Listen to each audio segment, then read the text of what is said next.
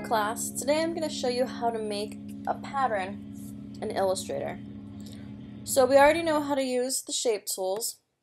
Again, rectangle, rounded rectangle tool, ellipse, polygon, star, which can also be a triangle.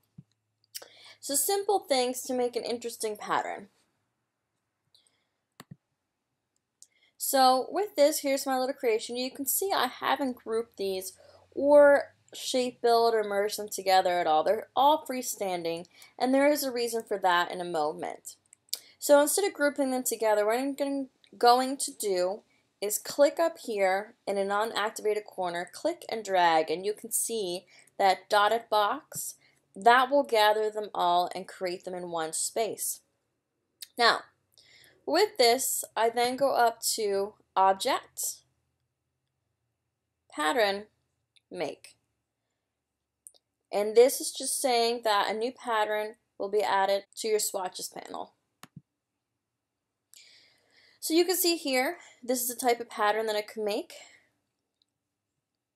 Now, what you can do is come over here to Tile Type, and you can change how they move.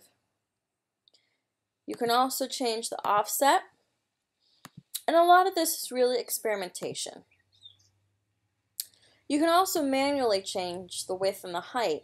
So again, I highlighted that number. Remember that it's in inches.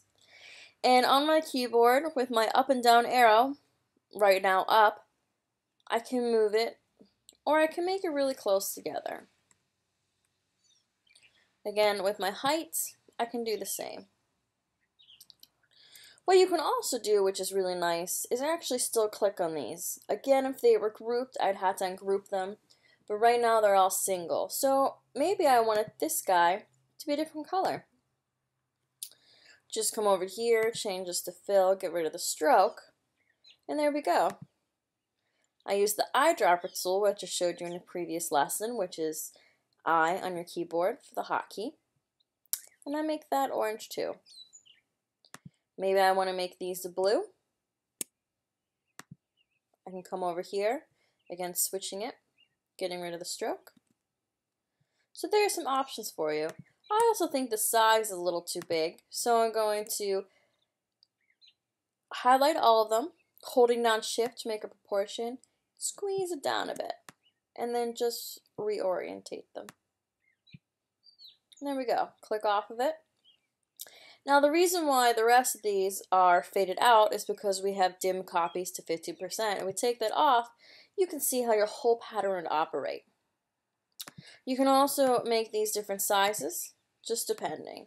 And it all depends on what you're using this for and how big your pattern is. I usually like to go as big as possible, but then again, I use patterns on the bigger side. Again, I'm going to dim my copy because I actually like working like that. I'm just going to shrink everything down one more time. And then, again, working with my height, use the down arrow, width, make it a little closer. You can rename it. And then up here, done. Okay? So obviously you could see it's done, but it hasn't shown up yet. That's because you had to physically make a space for it to contain the pattern. So if you come up here again to your shape tool, so rectangle tool, click and drag to make the shape. Now right now it's in blue, just because that was the last color we used. But if we come over here, it will switch over. Now you might say, well, where did it go, Shannon? The thing is, right now it's a stroke, so just switch over, get rid of the stroke, and there you go. And you can see how it gets cut off at times, and that's just how I laid out my pattern. Again, you lay out your pattern differently. So you can put it in a circle, you can put it in a triangle or a star, all these different shapes. Now, maybe you're like, well, I thought I liked that blue, but I'm not too sure. Maybe it needs to be darker. You can then double click your pattern in your swatches and come up here. I'm just going to increase the size here.